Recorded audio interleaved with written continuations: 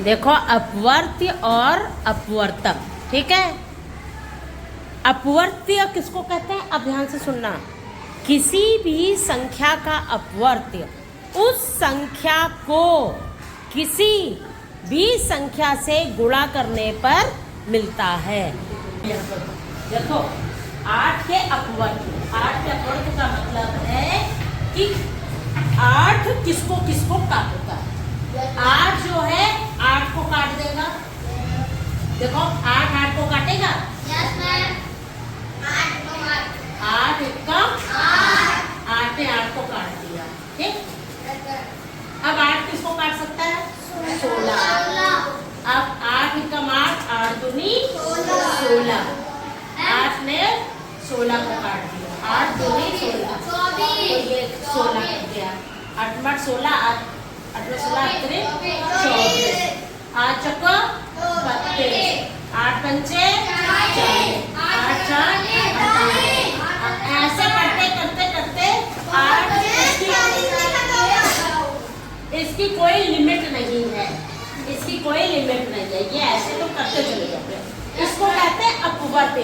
अपवर्त का मतलब है अगर कोई पूछता है कि 8 के अपवर्त बताइए तो 8 का गुणा तुमको 1 में कर देना है तो 8 आ जाएगा। 8 का गुणा तुम्हें 2 में कर देना है तो 16 आ जाएगा। 8 का गुणा तुम्हें 3 में कर देना है तो ये 24 आ जाएगा, ठीक। मतलब 8 जिसका अपवर्त पूछा जाए उसका गुणा तुम 1 में कर दो, 2 में कर दो, 3 में कर दो, वो अपवर्त निकल आएगा। और अपवर्तक किसको कहते हैं, अपवर्तक का मतलब गुणनखंड। ये हम गुणनखंड से निकाल सकते हैं। सबसे पहली बात जो 8 का अपवर्तक है, किसी भी संख्या का अपवर्तक पहले सबसे छोटी संख्या हमेशा रहेगी। सबसे छोटी संख्या है 1 रहेगा और खुद उसकी अपनी संख्या रहेगी, सबसे बड़ी संख्या उसकी रहेगी 8। ये हो गया, ठीक। अब इसका गुणनखंड निकालो, 8 का गुणनखंड निकालो। 8 का गुणनखंड सबसे पहले हम छोटी संख्या से गुणनखंड निकालेंगे। तो 2 एकम 2, 2 4 8। अब 2 से करेंगे, 2 एकम 2, 2 दूनी 4, ये 2 का 2। हम तब तक गुणनखंड करेंगे जब तक कि नीचे 1 ना आ जाए। अब इसका बताओ अपवर्तक निकालो। 8 का अपवर्तक 1 तो रहेगा ही, 8 का अपवर्तक 8 रहेगा। 8 और 1 आ गया। अब क्या बचा, 2 और 4। इसका अपवर्तक क्या हो गए, 8 का अपवर्तक 1 8 2 4, ये अपवर्तक है, ठीक। देखो दी गई संख्याओं के 5 अपवर्त लिखने हैं, ठीक। तो किस संख्या के अपवर्त लिखने जा रहे हैं, 2 लिखो।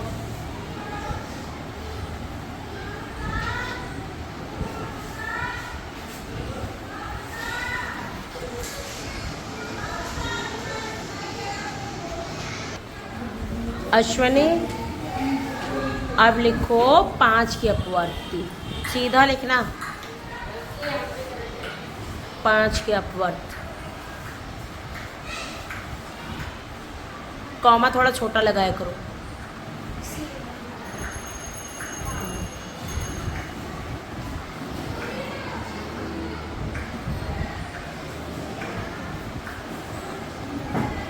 जो सवाल पूछा जाए बस उतना ही काम करना है आपको। आखिरी का कॉमा नहीं लगाया जाता है, आखिरी का कॉमा हटाइए।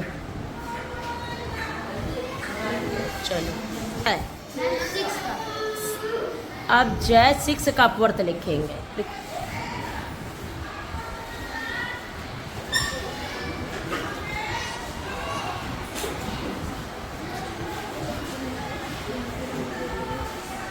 कॉमा थोड़ा सही लगाओ।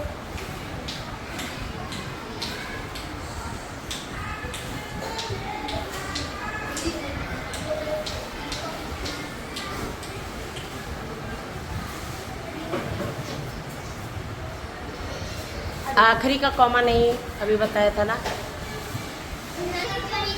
अब सुमित किसका अपवर्त लिख रहे हो, 7 का। तुम तो 714 लिख दिए।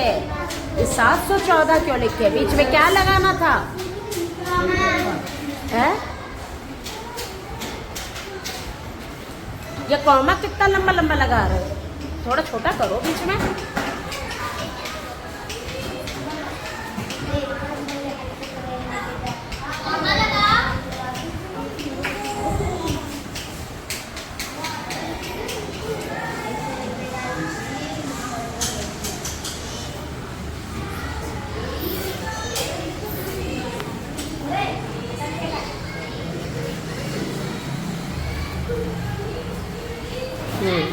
चलो बस अब देखो इसका क्या मतलब है कि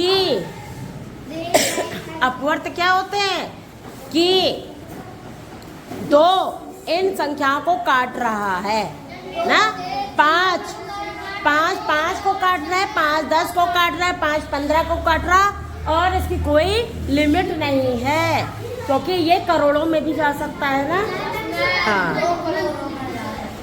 ठीक है, अब सबके समझ में आया है? अपने लिए ताली बजाओ। शैलेन देखो इसमें क्या करना है, गुणनखंड निकालना है ना, यानी कि अपवर्तक गुणनखंड। तो किसका गुणनखंड निकालना है पहले? 10 का। तो निकाल के दिखाइए।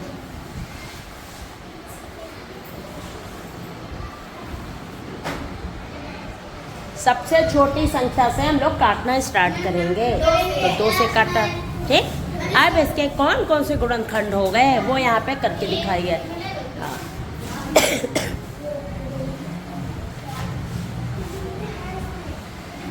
10 का गुणनखंड 1 हो गया, सबसे छोटा हो गया 1, फिर उसकी खुद की संख्या हो गई 10। 2 5 नहीं होता, एक ही बार 5 होएगा 5, और आखिरी संख्या में कॉमा नहीं लगाते हैं, ठीक है। क्लैपिंग करो, श्रेय ने करा है।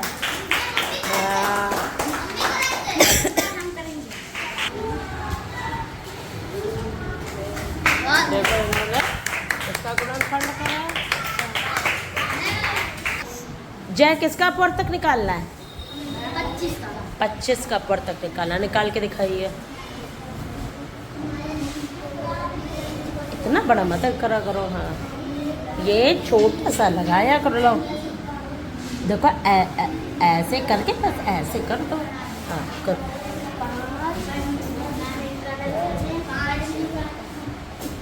पहले भाग करो 5, 5 25, अब 5 को करो।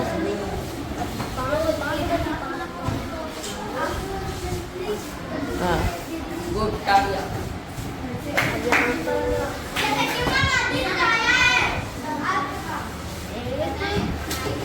अब 25 के अपवर्तक सबसे छोटा हो गया 1, और सबसे बड़ा हो गया 25 का अपवर्तक 25। सबसे छोटा हो गया 1 तो सबसे बड़ा हो गया 25, और ये हो गया 5 से इसे बनाओ। इसका ये मतलब हुआ कि 25 को सिर्फ ये संख्याएं काट रही हैं, 1 25 100।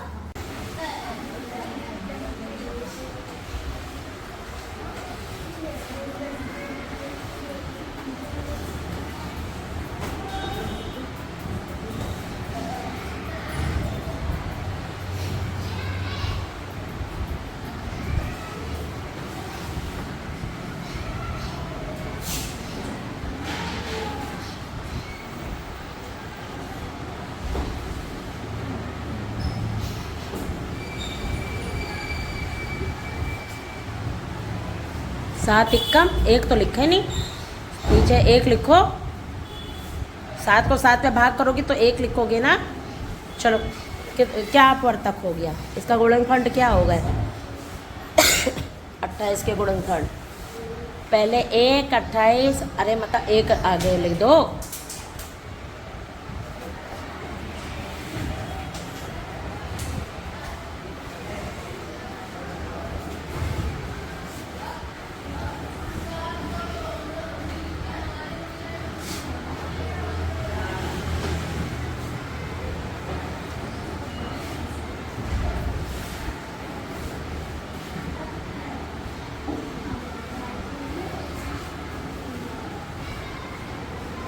और क्या होएगा? अब इसको गुणा करके देखो। दो एक दो, दो दूनी चार, चार भी 28 का गुणनखंड है। हाँ, इतना हुआ।